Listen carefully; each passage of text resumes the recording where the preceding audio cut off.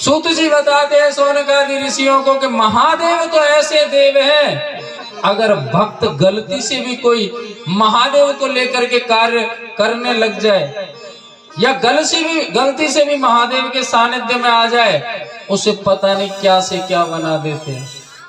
एक चोर को कुबेर भंडारी बना दिया मेरे भोलेनाथ ने।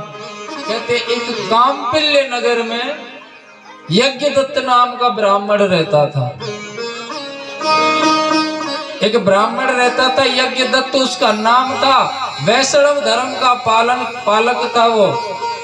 कहते हैं वेद विद्या में पारंगत यानी विद्वान ब्राह्मण था। उनकी एक पत्नी थी और एक बालक था जिसका नाम था गुणनिधि। और कहते हैं जिस घर में एक बालक होता है उस घर में बिगड़ने के चांस ज्यादा होते हैं उस बालक के। क्यों?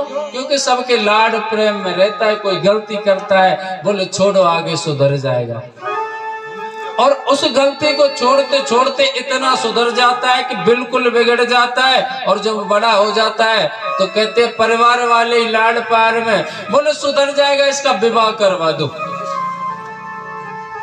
जब पहले नहीं सुधर रहा, विवाह के बाद में क्या खाक सुधरेगा? दूसरे की बच्ची की जिंदगी और खराब करो।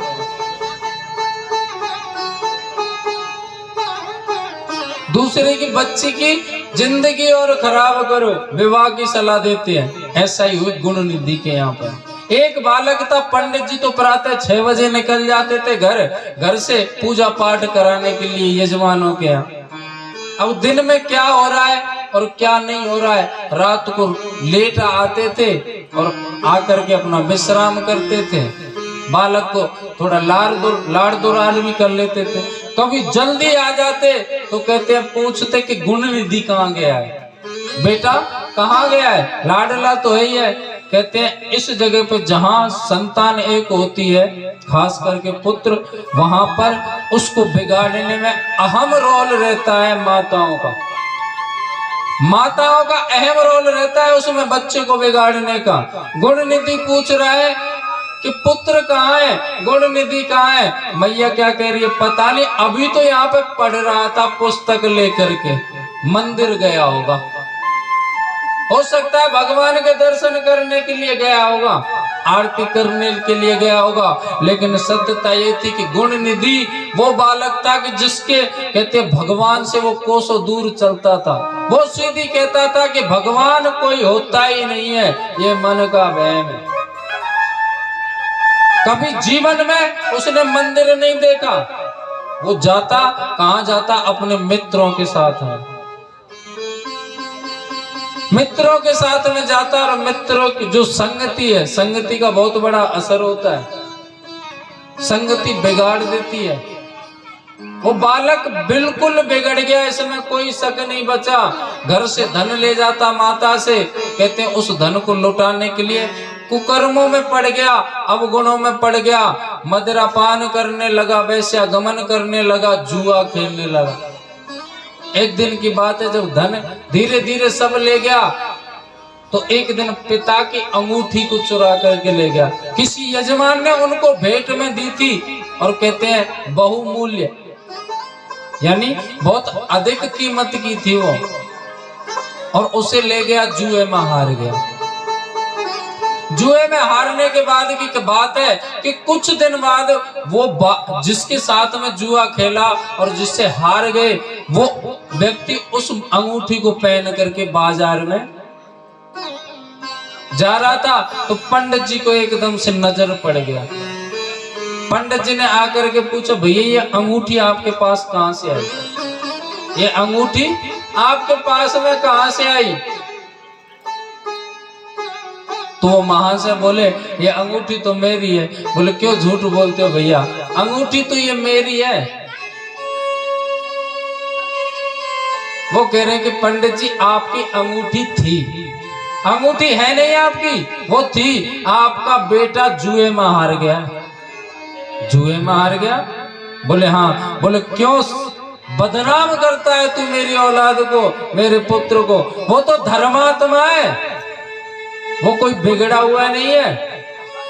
और जहां तक कहते हैं जब पिता घर में आकर के पूछता है और माता कह रही कि मंदिर गया होगा, पिताजी कौन से देखने के लिए आ रहे हैं, उनको तो बड़ी खुशी होती थी, चलो भगवान को लेकर के साथ में चल रहा है, भगवान के दर्शन करने के लिए जा रहा है, तो मेरा पुत्र तो धर्मात्मा ही होगा। लेकिन वहां वो कह रहे हैं कि जुए में हार गया, कहते उनसे लड़ाई करने लग गए। मेरा पुत्र तो धर्मात्मा है, उसकी संगति कोई गलत नहीं है, और मुझे जहां तक वहां तक याद है उसका कोई मित्र भी नहीं है। क्यों बदनाम करते हो? आपको ये अंगूठी रखनी है तो रखो। मैंने कौन सी खरीदी है? किसी ने, यजमान ने दी थी मुझे, लेकिन आप कह रहे हो ये आपकी है। ठीक है आपकी, लेकिन आज से ये मत कहना कि आपका पुत्र जुआरी है। बोले पंडित जी किस गलत फहमी में घूम रहे हो तुम? कोई धर्मात्मा नहीं है आपकी संतान।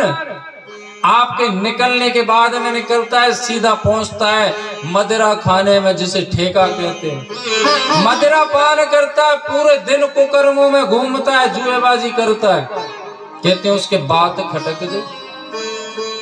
दोपहरी में जा तो काम से रहे थे, लेकिन लौट लिए घर वापस, और आकर के पूछा देवी मैंने आपको अंगूठी दी थी कुछ समय पहले, जरा मुझे काम है वो दे दो। अब अंगूठी को तो गुण निधि ले गया, अंगूठी कहां से आए?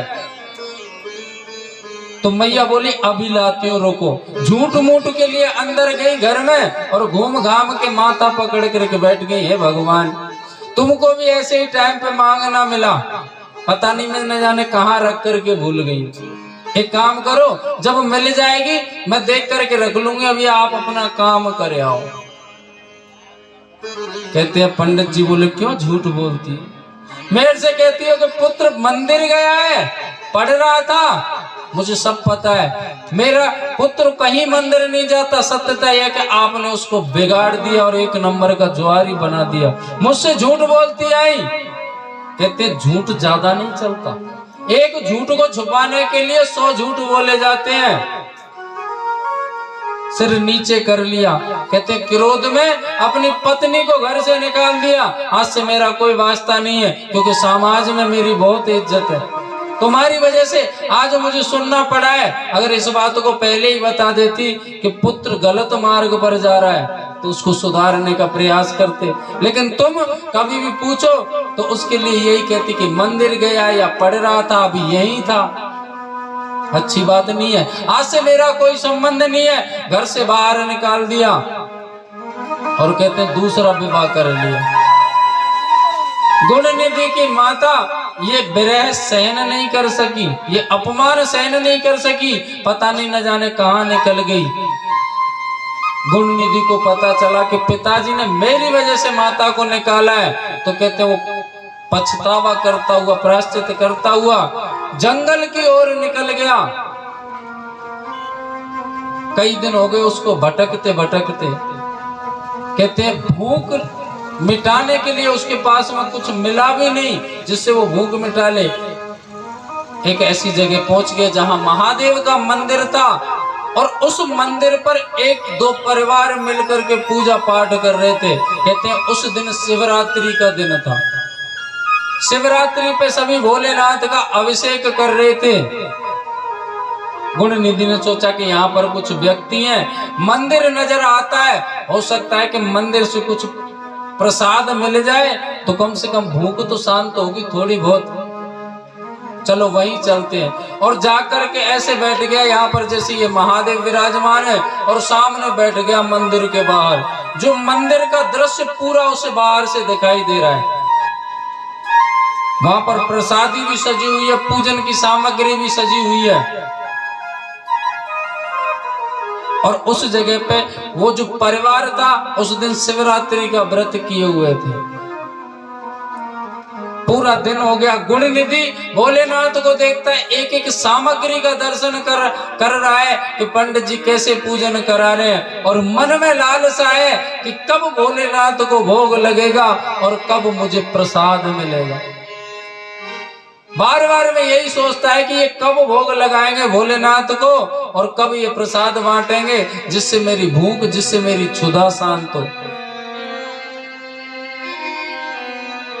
लेकिन कहते जब सांझ होगी उनको पूजा करते करते एक व्यक्ति बोला सुनो भाई आराम कर लो जब तक 12 बज जाएंगे रात्रि को, जब फलार कर लेंगे। कहते हैं शिवरात्रि हुई, जन्माष्टमी हुई, इनको रात्रि के 12 बजे फलार किया जाता है, सागार किया जाता है। व्रत जो होते हैं वास्तविकता ये है व्रत में एक ही बार सागार किया जाता है। लेकिन आजकल कैसे व्रत होते हैं, सुबह ही सुबह जगेंगे, किसी ने सलाह दे दी मेरी बहन शिवरात्रि है व्रत कर ले, वैसे मुझसे होते नहीं है पर कोशिश करूंगी। सुबह ही सुबह जगेंगी, पति देवते सीधी कहेंगे अजी सुनते हो, ये ऊपर क्यों कर रहे हैं,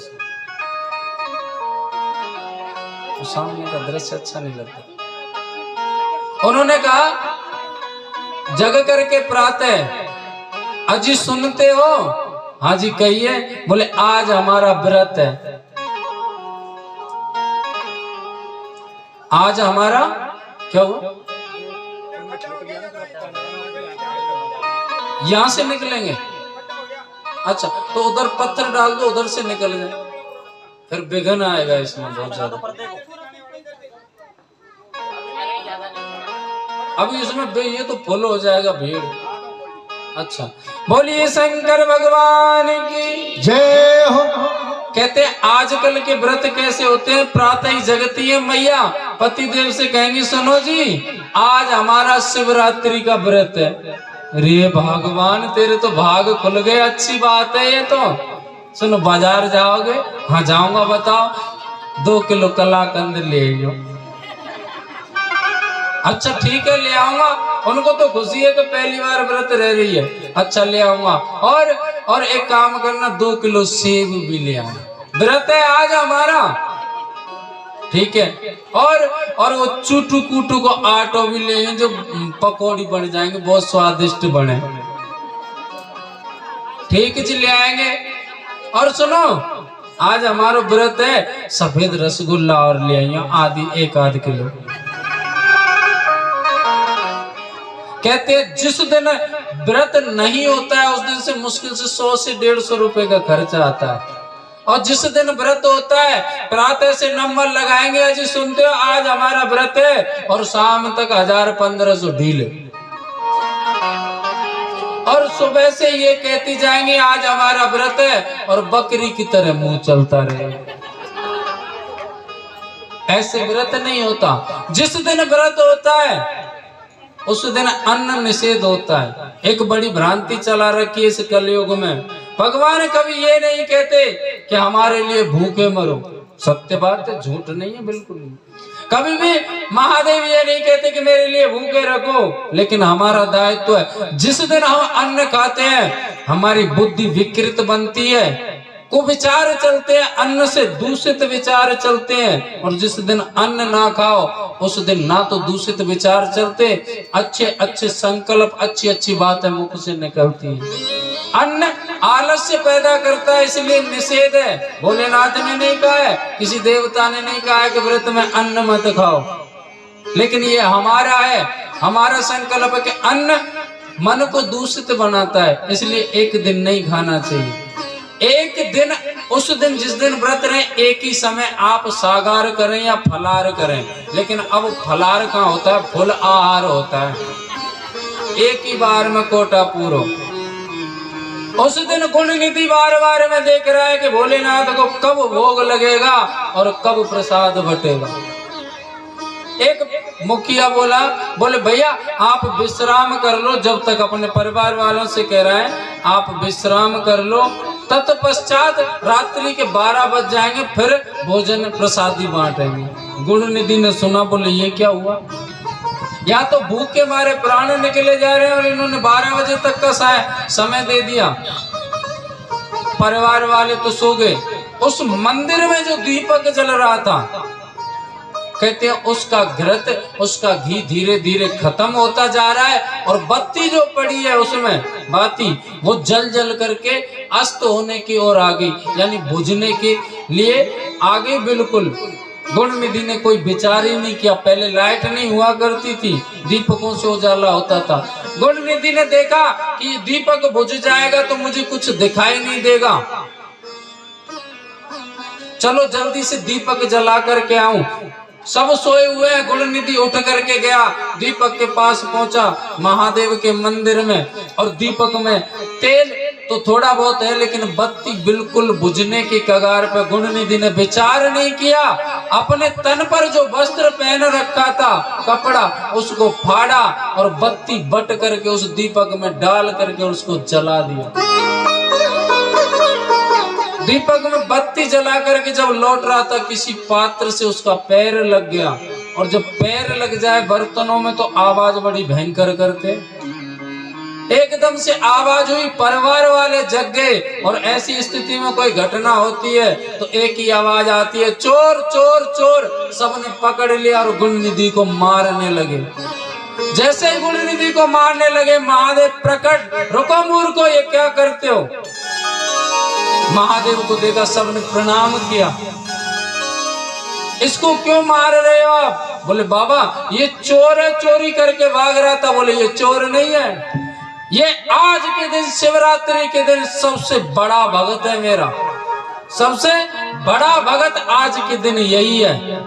गुण निधि तेरे व्रत से मैं प्रसन्न हूँ, और सुन इसके बदले मैं तुझे आज से ही अभी से ही धन का मालिक कुबेर भंडारी नियुक्त करता हूँ। कुबेर भंडारी बना दिया उसको।